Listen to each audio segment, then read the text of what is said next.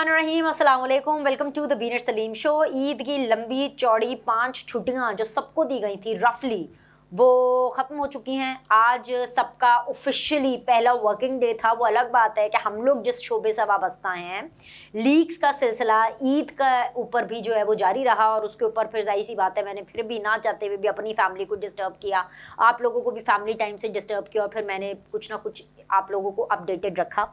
लेकिन अब क्योंकि हम रिज्यूम कर चुके हैं तो मैं पूरी कोशिश करूँगी, सिदक़े दिल से कोशिश करूँगी कि जैसे पहले मैं आपसे रेगुलरली दिन में 2 दफ़ा मुलाकात करती हूँ, तो उस तरह मैं आपसे एटलीस्ट दिन में 2 दफ़ा मुलाकात करने का सिलसिला अपने इस डिजिटल प्लेटफॉर्म के ऊपर दोबारा से जारी रखें। तो उसी को हम अब रिज्यूम करते हैं। बिस्मिल्लाहिर्रहमानिर्रहीम, आगाज़ करते हैं उसका। तो भाई आज वैसे चांद रात है। अब आप कहेंगे कौन सी ईद की, ये तो ईद चली गई, अब जो बड़ी ईद है वो तो अभी 2-2.5 महीने बाद आनी है, तो ये किस चीज़ की चांद रात है। अरे भाई आप लोग भी वेकेशन मोड से मुझे लगता है निकले नहीं है। 27 अप्रैल याद है ना भाई लोगों, 27 अप्रैल ये वो तारीख है जो कि chief justice of Pakistan supreme court ने, वो पता ना आपको, वो जो 14 मई को इंतखाब होने हैं ना, वो एक्चुअली इंतखाब जो कि नहीं होने, समझ आ गई है ना, उसके लिए जो लास्ट हेयरिंग हुई थी, जिस हेयरिंग के ऊपर ये 27 अप्रैल की डेट पड़ी थी कि अब हम 27 अप्रैल को बैठेंगे, तो आज उसकी चांद रात है क्योंकि आज 26 अप्रैल है। और आज अगर मैं ये कहूँ कि रात को 12 बजते ही वो डेडलाइन भी ख़त्म हो जाएगी जो कि सुप्रीम कोर्ट ने दी थी कि भाई पीटीआई हो या हुकूमत हो, चलो शाबाश, वो जैसे कहते हैं ना गन पॉइंट पे, डंडे के ज़ोर पे, सुप्रीम कोर्ट के ज़ोर पे है, पंचायती बन करके सुप्रीम कोर्ट ने जो ये फैसला किया कि भाई हम तमाम फरीक़ैन को बिठाएंगे आपस में, चलो शाबाश सब बैठो। और अगर आप लोग ये चाहते हैं कि जी पूरे पाकिस्तान के अंदर एक ही दिन इलेक्शन हो, तो उसके लिए आपको एक मुत्तफ़िक़ा तारीख़ देनी है।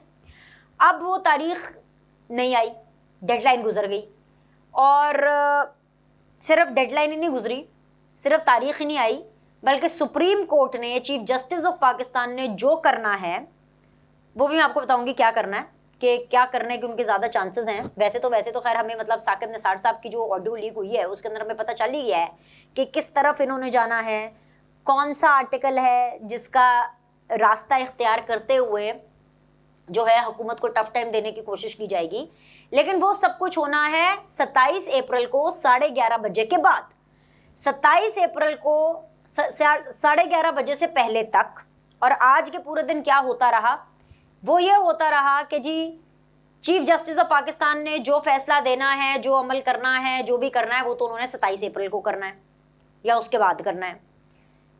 जो प्राइम मिनिस्टर हैं, जो मुल्क के चीफ एग्जीक्यूटिव हैं, जो पार्लियामेंट के शेर हैं, जो हमारे चाचू हैं, मतलब PMLN के तो चाचू जी हो गए ना, चाचू जी ने अपनी भड़ास निकाल दी है, चाचू जी ने अपना फैसला सुना दिया है।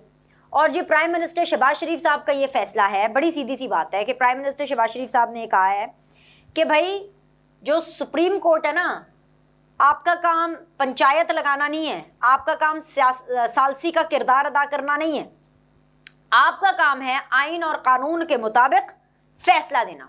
तो आप आइन और कानून के मुताबिक फैसले देने के बारे में सोचें, आप ये इंतखाबात के हवाले से ना सोचें। चाचू ने बोला है, बड़ी सीधी सी बात है कि भाई हमारे इलेक्शन हमारी मर्जी, आप कौन मैं खाम खा, समझ रहे हैं, वो वाला हिसाब है। डायरेक्ट शहबाज शरीफ साहब ने डायरेक्टली ये पैगाम दिया है कि भाई हमारे इलेक्शन है, हमारी मर्जी चलेगी। सुप्रीम कोर्ट की डेडलाइन से 1 रोज़ पहले हुकूमत ने चिट्टा कोरा इनकार कर दिया है, और 1 रोज़ पहले यानी चांद रात पर यह चिट्टा कोरा इनकार अपने आप में ये बताता है कि जी शहबाज शरीफ साहब डट गए हैं, वो अकड़ कर खड़े हो गए हैं। वो कह रहे हैं कि चाहे घर ही क्यों ना जाना पड़े, चाहे मेरी डिस्क्वालिफिकेशन ही क्यों ना हो जाए, चाहे कुछ भी हो जाए, जो भी होगा हम वो फेस करने के लिए तैयार हैं। लेकिन भाई हमने पैसे जारी नहीं करने, ना हमने फंड जारी करना है, ना हमने सुप्रीम कोर्ट का पंचायत का किरदार एक्सेप्ट करना है, ना सुप्रीम कोर्ट का सालिस का किरदार एक्सेप्ट करना है। सुप्रीम कोर्ट आइन और कानून के जो मुताबिक है वो फैसला करे। और वज़ीर आज़म शहबाज शरीफ ने सुप्रीम कोर्ट को 2 टोक पैगाम दे दिया है कि भाई 13 अगस्त को पार्लियामेंट ख़त्म होगी, 90 रोज़ बाद, 13 अगस्त के 90 रोज़ बाद, विच मीन्स अक्टूबर या नवंबर के अंदर हम इलेक्शन कराएंगे। ये बात जो है ये शहबाज शरीफ साहब ने चांद रात वाले दिन कर दी। अब सेशन भी हुआ, खाली शहबाज शरीफ साहब ने बातें नहीं की हैं। सेशन के अंदर इसहाक डार साहब से लेकर के मतलब बिलावल भुट्टो जरदारी तक सब ने प्राइम मिनिस्टर को बैक किया है। ठीक है, बिलावल भुट्टो ने यहां तक बोला है कि भाई पार्लियामेंट की तौहीन की जा रही है। उन्होंने एक दफा फिर से अपना खड़ाक दिखाया बिलावल ने, और बड़ी जबरदस्त किस्म की उन्होंने तकरीर की है। अब कल है जी 27, और 27 अप्रैल को 11:30 बजे कम पे जाना है जी, और अच्छा खासा काम पड़ना है। आज जो हुकूमत ने बताया है, हुकूमत ने ना सिर्फ अपना फैसला सुनाया है कि ना वो पैसे देंगे, ना 14 मई को इंतखाब होने हैं, उन्होंने अपनी साइड क्लियर कट बता दी है कि जी खुलकर वो लड़ाई करने के मूड में हैं, और इस लड़ाई में नून लीग को, हुकूमत को, पीपल्स पार्टी को रगड़ा लगेगा, लेकिन वो ये रगड़ा लेने के लिए तैयार है। वो क्या कहते हैं अंग्रेजी में, ब्रिंग इट ऑन। चाचू कह रहे हैं जी ब्रिंग इट ऑन।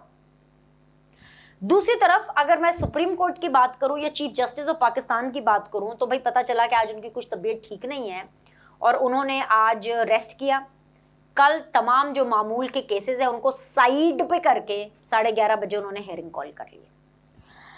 अब तबीयत उनकी बेहतर हो या ना हो, लेकिन कल जो चीफ जस्टिस ऑफ पाकिस्तान है वो आएंगे। ना सिर्फ आएंगे, वो अपना वट भी निकालेंगे।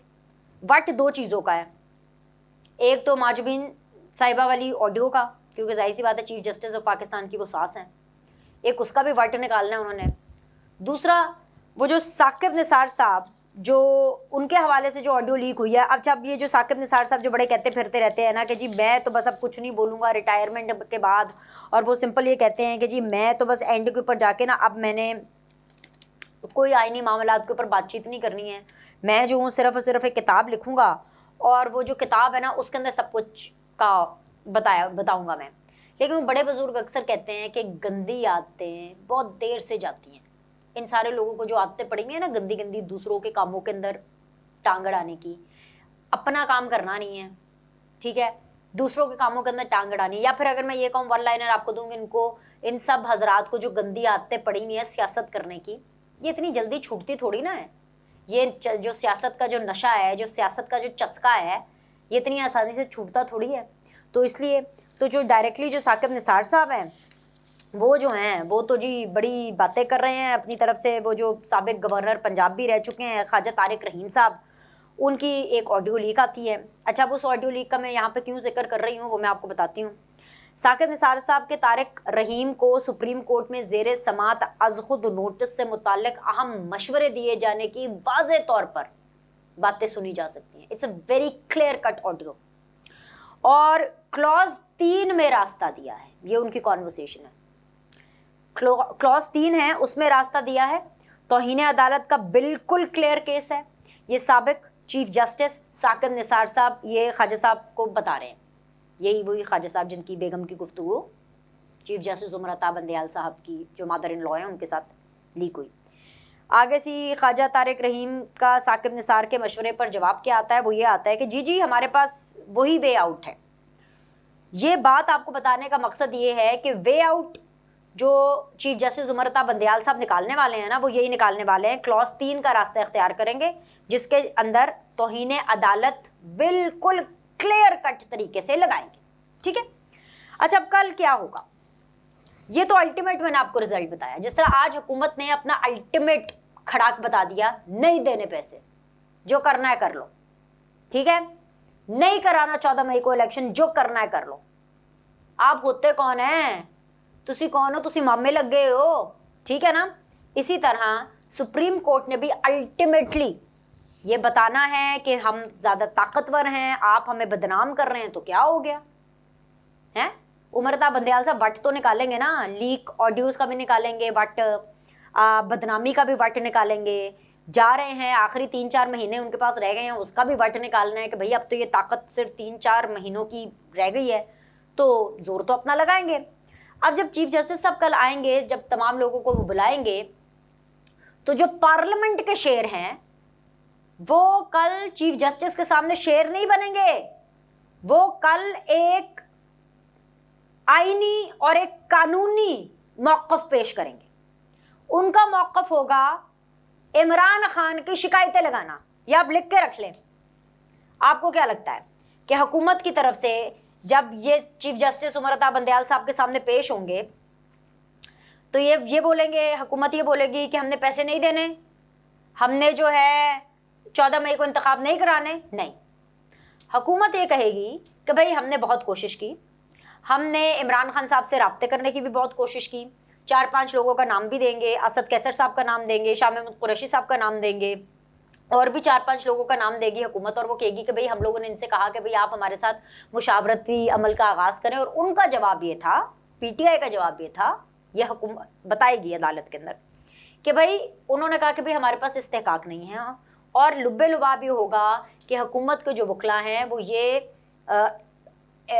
मौक़िफ़ इख्तियार करेंगे कि भाई हमने बड़ी कोशिश की, ठीक है, कि हम जो है बातचीत करें इमरान खान साहब के साथ, एक मुत्तफ़िक़ा तारीख़ निकल सके, लेकिन क्योंकि मुत्तफ़िक़ा तारीख़ नहीं निकली है और पाकिस्तान इस वक्त इंतखाबात का मुतहम्मिल नहीं हो सकता, बिकॉज हमारे पास फाइनेंशियल मसले मसाइल बहुत ज़्यादा हैं, तो इसलिए फाइनेंसेस जो है वो नहीं आ रहे। जब वो ये कहेंगे तो जो चीफ जस्टिस उमर अता बंदयाल साहब हैं वो कम से कम 2 घंटे और ज़्यादा से ज़्यादा 2 दिन, ये डेडलाइन होगी, या 2 घंटे देंगे या 2 दिन, 2 घंटे से 2 दिन के बीच के अंदर कि वो डेडलाइन देंगे, और वो कहेंगे कि भाई इस बीच के अंदर इंश्योर करें कि पैसे आए।